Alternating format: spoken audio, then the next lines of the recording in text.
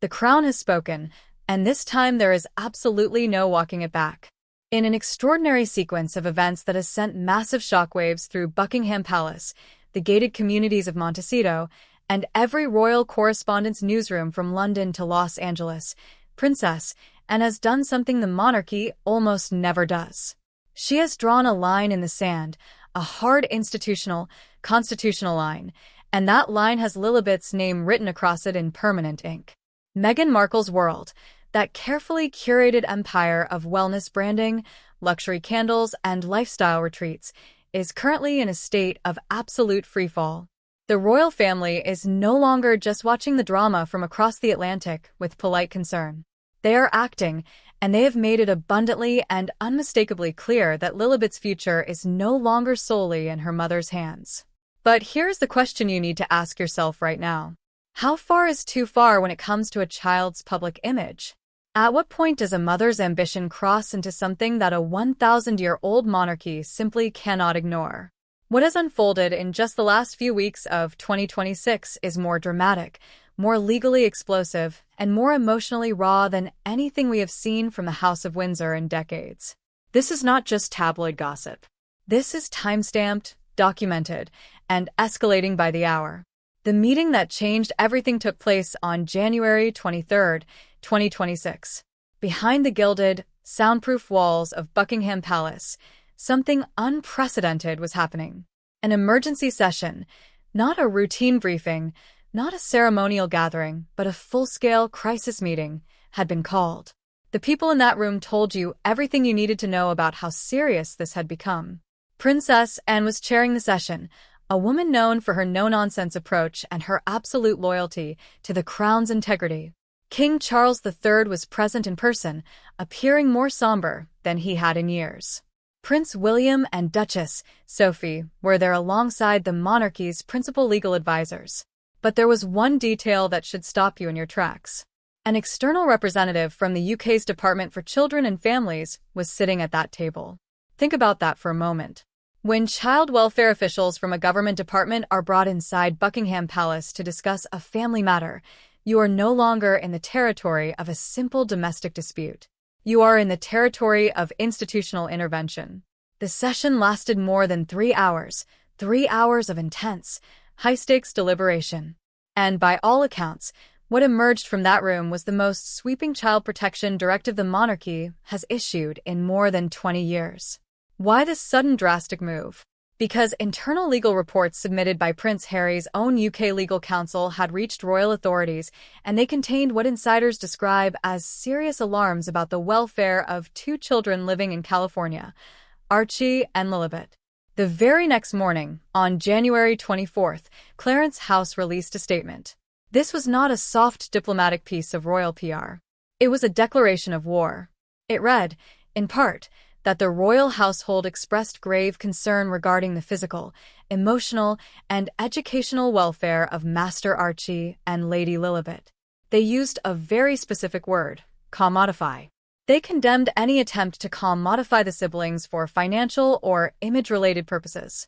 Meghan Markle's team knew exactly who that word was aimed at, and they knew the stakes had just been raised to a level they were not prepared for. But before we go any further, I want to hear from you. Drop a comment below right now. Do you think the royal family has the right to reach across the ocean and intervene in how Meghan raises her children in America? This question is at the very heart of the storm currently tearing the family apart. Now we need to talk about the Lilibet Logs. This is the part of the story that is truly difficult to hear, especially for anyone who believes children should simply be allowed to be children. Princess Anne's advisory team compiled a detailed, documented account of a 6-year-old child's weekly schedule, an account insiders have privately been calling the Lilibet Logs within palace circles. We're not talking about school runs, playdates, or soccer practice. According to this internal dossier, Lilibet's week was a grueling marathon of brand-building activities. Mondays and Wednesdays were reportedly dedicated to filming short-form content for Meghan Markle's As Ever brand. Thursdays were reserved for voice training sessions tied to a potential audiobook narration. Fridays focused on Mommy and Me product shoots for upcoming wellness campaigns. But the weekends were perhaps the most shocking part. While most 6-year-olds are at the park or watching cartoons, Lilibet was reportedly participating in brand-related activities, including live streams, unboxing videos, and virtual meet and greets through private platforms. Let that sink in. This is a child who has not even lost all her baby teeth yet. She is at an age where developmental psychologists agree that unstructured, purposeless play is not just important, it is neurologically critical for healthy brain development. Yet she was allegedly logging hours that would exhaust a professional influencer. The numbers in the logs do not lie. According to documentation submitted by Prince Harry's own lawyers, Lilibet logged more than 192 recorded work hours between October and December 2025. That is the equivalent of 6 full adult work weeks in a single quarter for a child who had just turned 6. When Prince William reviewed these logs during a closed-door roundtable on January 30th, his reaction was reportedly raw and unfiltered. He allegedly said, "My niece is 6 years old and already more exhausted than most working women in their 30s. He called it exploitation. And those words are now reportedly part of a permanent royal record. But the logs were only the beginning. The palace also reportedly had access to contractor account statements from people who worked on these brand shoots. One former worker described a scene in which Lilibet cried quietly for 15 minutes after forgetting a scripted line, only to be told by Meghan Markle's personal assistant that she needed to learn resilience. Another incident allegedly involved Meghan Markle becoming frustrated over a filming delay and telling her 6-year-old daughter, "If you want to build something in this world, you have to show up every time. No exceptions." Meghan Markle's team has dismissed these accounts as misquoted and embellished. But the palace reportedly was not relying on gossip. They allegedly had the contracts, the timestamps, and the heartbreaking words of the child herself.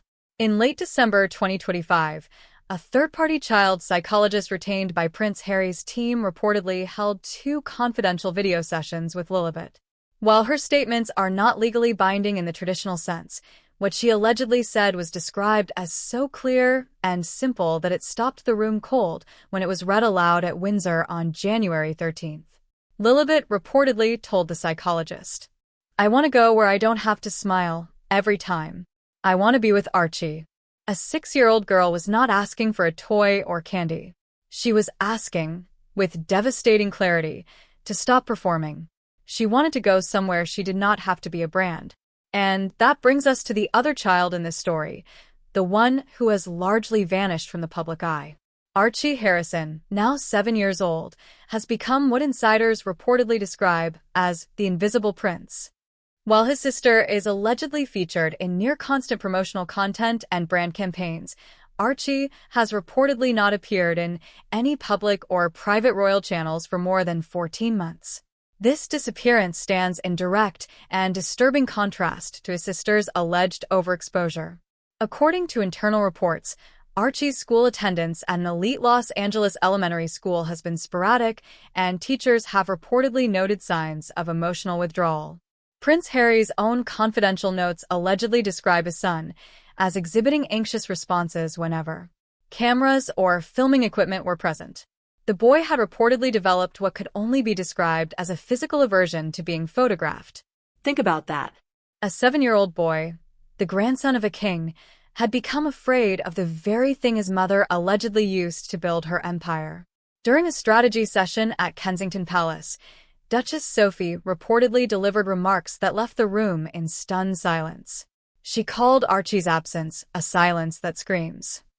She reportedly expressed grave concern that while both parents were locked in a public war, Archie was being emotionally orphaned. One child was allegedly being turned into a global commercial flagship, while the other was being made invisible. Both, in completely different ways, appeared to be suffering from a situation they never asked for. So I have to ask you again, do you believe Meghan Markle is truly aware of the impact this is having on her children, or is she too focused on the vision of her brand? Let us know in the comments, because your answer to that question shapes everything about what happens next. Because Princess Anne has officially stepped into the center of the story. And when Anne steps in, people pay attention. She does not do PR stunts. She acts. On January 27th, She formally requested that Prince Harry submit what is being called a Royal Child Protection Briefing, a detailed framework explaining how he intends to safeguard the physical and emotional well-being of his children. The very next day, Meghan Markle reportedly received a formal legal notice. This was not a suggestion. It was a demand for a written justification regarding her decision to remove Lilibet from Brentwood Academy and pursue full homeschooling. This move reportedly came after Brentwood Academy issued a formal concern notice in December 2025. The school, one of the most prestigious in Los Angeles, allegedly flagged concerns regarding Lilibet's educational development. They were worried. And when Meghan Markle allegedly withdrew her from the school, palace officials reportedly viewed it as an attempt to remove the child from professional oversight. On January 31st, Clarence House reportedly took matters even further. They allegedly filed an official request with California's state medical board seeking a full psychological and health wellness report for both children. This reportedly fell under what has been described as sovereign protection rights, ancient legal principles suggesting the British Crown has a duty of protection toward royal descendants that extends beyond international borders. In other words, the British Monarchy allegedly reached across the Atlantic and demanded the health records of 2 American resident children. The palace reportedly believed those children carried royal blood, and that blood created a duty of care that overrode Meghan Markle's desire for privacy. Meghan Markle's spokesperson reportedly described the move as patronizing and intrusive. But the palace was no longer asking for permission. They were allegedly issuing institutional directives backed by documented evidence and legal frameworks that had existed for centuries. But why did Meghan Markle reportedly remove Lilibet from Brentwood in the first place? Let's look at the Brentwood scandal that Meghan Markle has allegedly tried so hard to keep quiet. On December 10, 2025, the school reportedly issued an absence report. It did not simply note that Lilibet was missing class. It flagged severe absenteeism and an inability to confirm learning milestones. When Prince Harry's legal team allegedly filed court documents, they reportedly included the Brentwood letter as supporting evidence. The letter allegedly concluded with a recommendation that Lilibet undergo a full developmental assessment if homeschooling continued. The implication was clear. The school reportedly did not believe Lilibet was being educated. They allegedly believed she was being worked. And then there were the contracts. Palace sources reportedly confirmed that more than 10 contracts involving Lilibet, spanning fashion lines, skincare products, and educational toys, were under investigation. 10 contracts for a child who could not even legally sign her own name. During a press conference on January 28, Meghan Markle was reportedly asked whether Lilibet was working more than 15 hours a week. She paused and replied, "She's not working. She's creating. There's a difference." But the palace reportedly did not see nuance. They reportedly saw a child being used to market candles and a lifestyle retreats.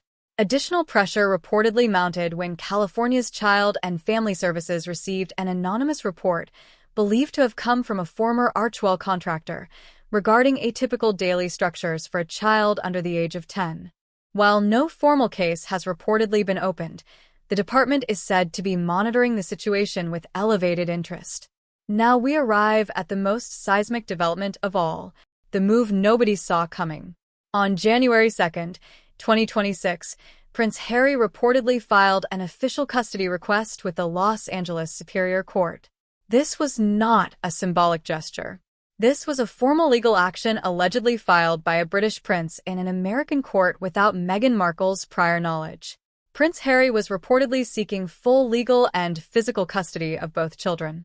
His filing allegedly included a line that has since become the most quoted phrase in this entire saga. The emotional bifurcation of siblings is not a solution. It is institutionalized trauma. Meghan Markle's team was reportedly caught completely off guard. They allegedly scrambled to file a counter-motion on January 6, proposing a split custody framework. Their suggestion reportedly stated that Archie would spend 9 months a year with Prince Harry in the UK, while Lilibet would remain full-time in California. But their reasoning was what reportedly set the palace on fire. They allegedly cited career systems already in place for Lilibet in California that could not be replicated abroad. Career systems. for a 6-year-old. Royal insiders reportedly said that when Princess and Prince William saw that phrase in a legal document, it became the final straw. Framing a first grader as having career infrastructure requiring legal protection is, by any reasonable standard, a remarkable thing to place inside a custody filing. The palace's response reportedly hardened instantly. The institutional machinery accelerated, and Princess Anne's newly formed Royal Child Preservation Council, the RCPC, reportedly stepped into full operation. The RCPC is being described as the most active non-political royal body since the 1997 Diana Crisis Committee. That comparison alone tells you everything. Led by Princess and reporting directly to King Charles III, the council reportedly includes legal experts, pediatric psychologists, and diplomatic representatives specializing in transatlantic custody law. Its mission is reportedly simple: to preserve the private development of royal descendants in cases of image overexposure.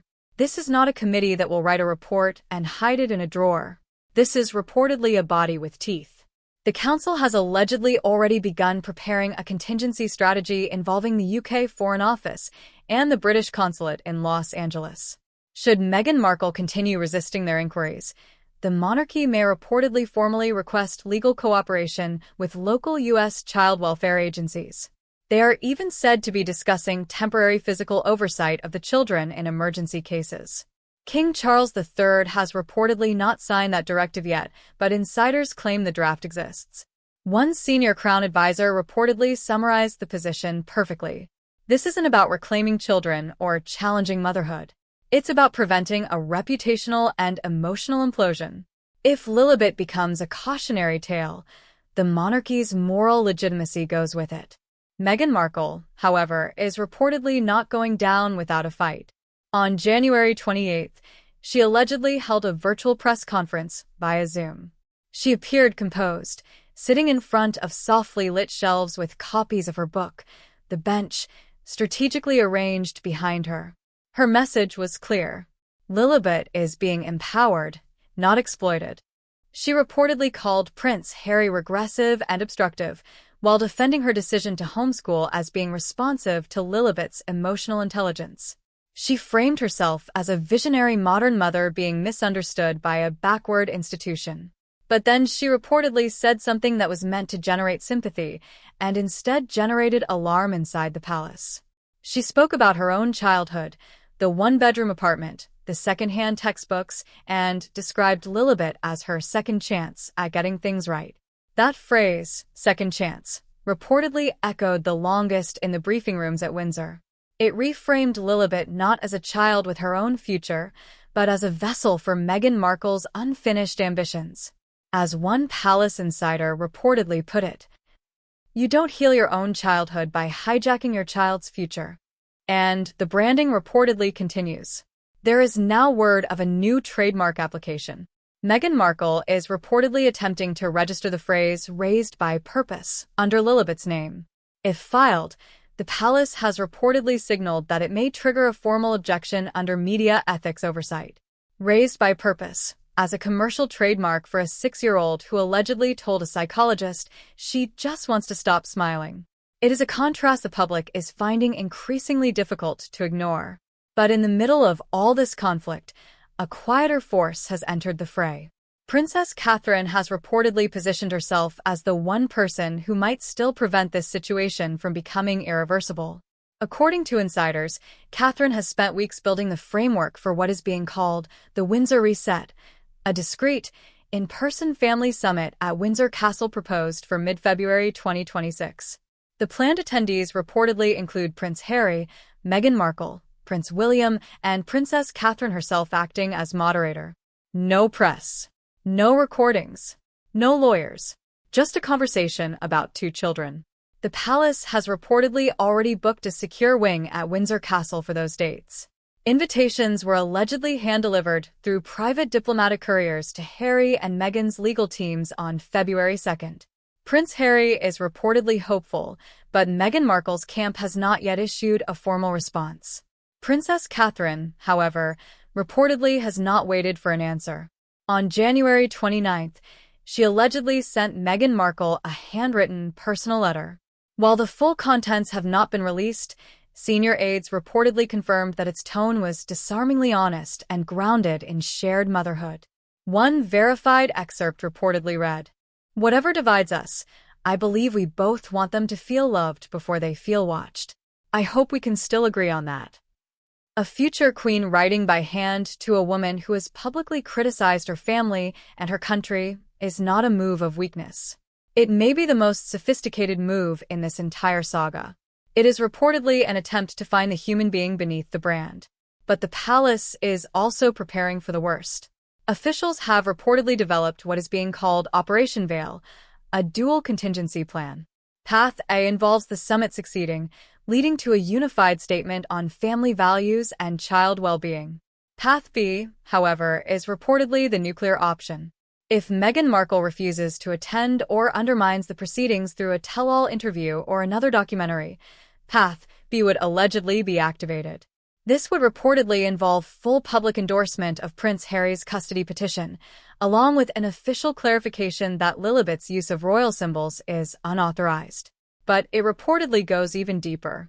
The palace is said to be examining whether Meghan Markle has used Windsor symbols commercially without permission, including royal coats of arms subtly embedded within, as ever, branding and product designs. If confirmed, the palace may reportedly issue a full revocation notice. Lilibet would retain her royal status by blood, but every royal visual identifier attached to Meghan Markle's commercial products could reportedly be stripped away. It would send a thunderous message. Royal lineage does not grant a commercial license, especially when it involves the marketing of a minor. So here we are in February 2026. The Windsor Summit is only days away. Meghan Markle has not confirmed her attendance. Prince Harry is waiting. Princess Anne is ready. Princess Catherine has written her letter. And at the center of it all are two children. A 7-year-old boy who reportedly flinches whenever a camera enters the room, and a 6-year-old girl who allegedly just wants to stop smiling on command. Princess Anne has reportedly stated, with the full authority of the monarchy, that Lilibet's future is not a commercial asset. It is not a brand, and it is not a platform. The decision about what that future looks like, according to palace insiders, will not be made unilaterally by any parent operating outside the legal and ethical frameworks designed to protect children. The Crown's position is now locked in. It is immovable.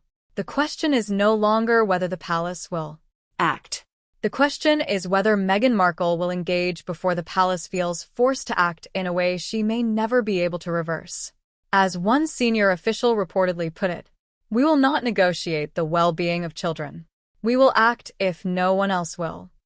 King Charles III, a man who lived through the collapse of his own marriage and the devastating cost of failing to protect children from the machinery of the institution, appears to have made a final and irreversible decision.